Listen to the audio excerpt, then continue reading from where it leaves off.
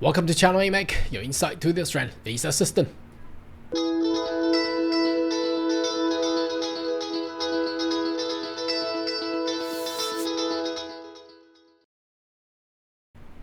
Good day everyone, my name is Carl Young, your online YouTube visa consultant. Are you interested in migrating to Australia? Why don't you consider to subscribe to my channel and turn on the bell on the side so once we have all the updates and news, you'll be the first one getting all the insight. Now, seems to be the government of Australia is hitting the wall. They are quickly pushing their brakes. Now, whichever they are driving a train or driving a truck, whatever they're driving, or perhaps airplane, they really need to stop. Or perhaps, I don't know who is actually pushing the brake button. So there's a lot of policy is hitting the wall. I don't know what they're trying to do. Now, obviously, you understand there should be a new policy. We understand that's a skills and demand visa, and also the national innovation visa should be out in late 2024, and we are only a few weeks to go until we hit Christmas. So I was thinking that this week or today would have the policy be announced, because we have received notification from the EMI account. That's the system, that's the portal that we use to launch all the visa applications. And last week we had a notification saying that today there will be an update of the system, and well, usually when they update the system means new thing needs to be embedded into the actual portal.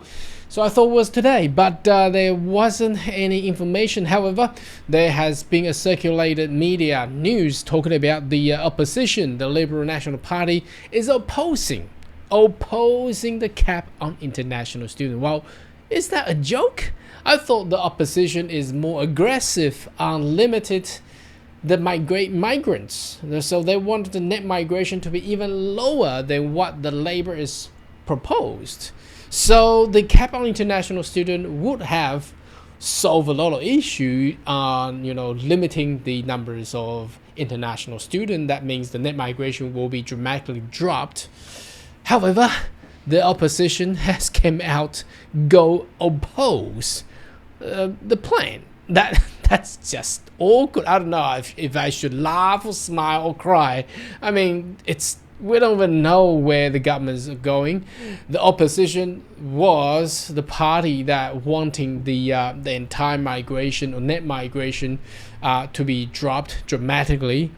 Then even the proposed by the Labor government, and now they are actually opposing the cap on internationals. What does all this means? Anyway, let's go one by one. I wanted to show you this. I probably have said about this a few weeks ago, because this is not news. It came out in October, but it does provide us a date.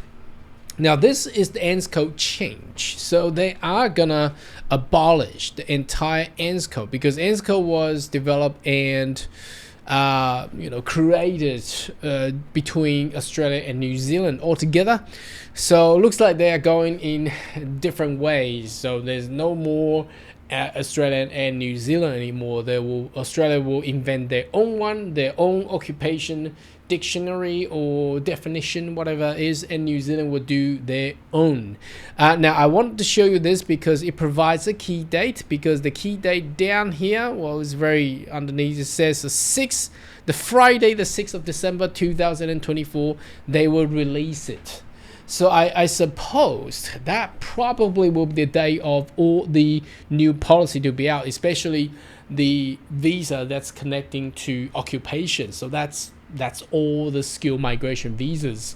So probably that will be the date, because I assume they don't want the policy to be out and still sticking to the law, still sticking to the old ANZ code, whilst a few weeks later the ANZ code is abolished.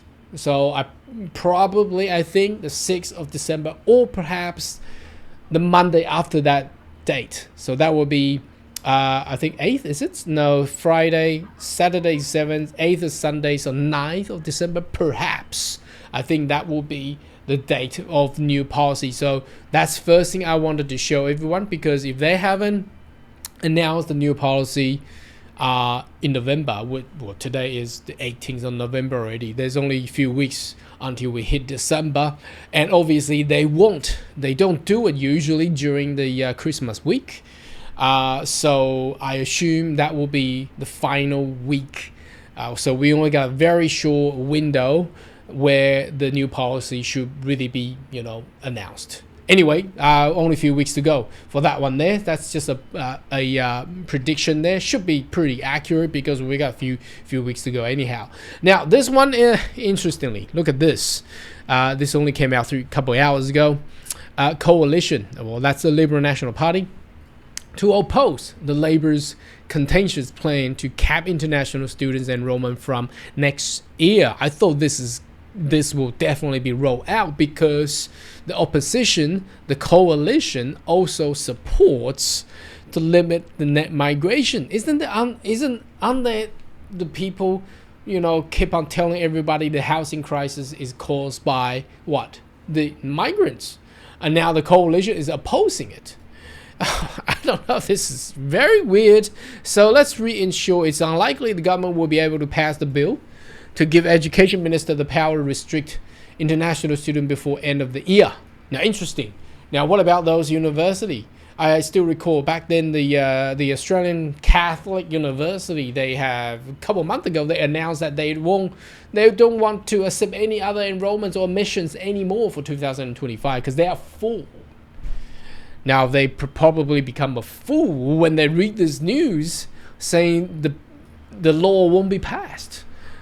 So that means all the universities still able. Now, that doesn't mean all the vet sector is free, no. Okay, because the legislative instrument on the number 107 and 105 is still there. Okay, that means the assessing. The procedure on assessing student visa application is still there, but they just don't have a cap yet. So Labour plan to bring down temporary migration by limiting numbers of international students down to 270,000, which they probably won't even make it. So is it because they can't even make it? So might as well just, forget about it. Okay, forget about the cap on international students. Perhaps that's the way to go.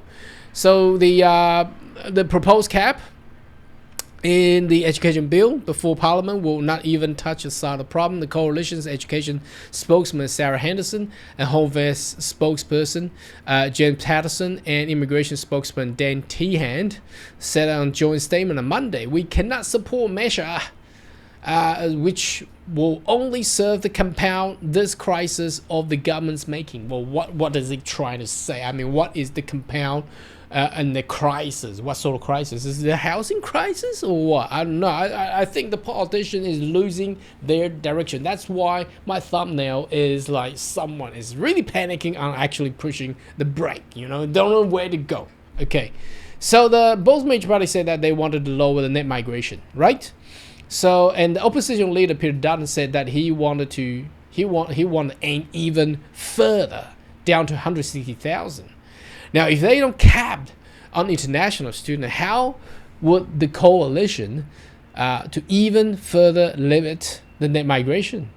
So this is just a joke. I don't even know what. I think these politicians don't even know what they're talking about. But by the end of this video, I will probably explain why they will say that. Okay. Now the next one is, I think they're also losing their grip as well. It's the state of South Australia. Probably a lot of people probably already receiving this information because it came out last week, last Friday, I believe. So the SA, the South Australia for 2024-25 general skill migration, they will now, I think that's what they're trying to say, they will stop. They don't want any more chef, they don't want any more motor mechanic, and they don't want any more enrolled nurse. So they still want registered nurse. Now, when I read this, it's just phenomenal. I thought the state of South Australia, they wanted to, they want more skilled migrants, and they wanted to, bring on well, probably they had enough. They have too many motor mechanic workshop, or they have too many. They have enough chefs or cooks all around South Australia. I'm not too sure how many they're actually being receiving. They don't even provide a number. And the problem with the migration, I mean, a lot of people complain, but the problem is it always works as a dark and black box. No one could actually see through. Not until they come out and say, "Oh, we got too many." No, well, why didn't you tell us prior? Well, the problem is, well, the key here is they will never tell you. Well, and that's probably why you should really subscribe to the channel like this, so we could always have the transparent information and data to share with you. Anyway, let's talk about the why they have suddenly put on the brake on opposing the cap on international student. Now, bear in mind, it's not for now yet. We don't know. Probably will still go through. Perhaps, we don't know, because in politics, there's always changes. That's why when we talk about immigration matter, we always require to relate back to politics, because that straight away affect the immigration policy, as you can see straight from right before you. Okay, now why do they do that? I think because the economy is not good for Australia. If you're in Australia, you probably will know and feel how I just express information there. The business is just no good. Okay, the international education sector is suffering. That is why the coalition is coming out to say, look, let's put a stop on this. The Direction 105, 107 is already working and limiting, and also you are tackling and you're killing a lot of ghost colleges. We agreed to do that. But if we continue to do furthermore, it's actually killing and harming the entire industry. So that is the real signal that we are seeing there, and that also relates to the entire economy of Australia, which means it's not really going well. And also the U.S. election, because the Trump administration looks like they are gonna take over on the 20th of January. That's very, very soon. And the trade war will be further taking on internationally. That will affect Australia even further. So if they would have to a cap on international student on the international education sector, then the economy will be shaken. And I believe this is where the internal information they have seen will be really, really harmful for Australia. I think that's where the information is actually telling us, rather than, because you can see all those crowds jumping around. They want to do one thing here and they want to do another thing over there, and it just doesn't make any sense. But the only things that make the logically making a sense is that they can predict the economy in Australia once the Trump has being inaugurated in the States. Then there will be a further economic shock coming to Australia. Anyway, should you have more question, query, more than welcome to make comment right down below, and I see you next video. Goodbye.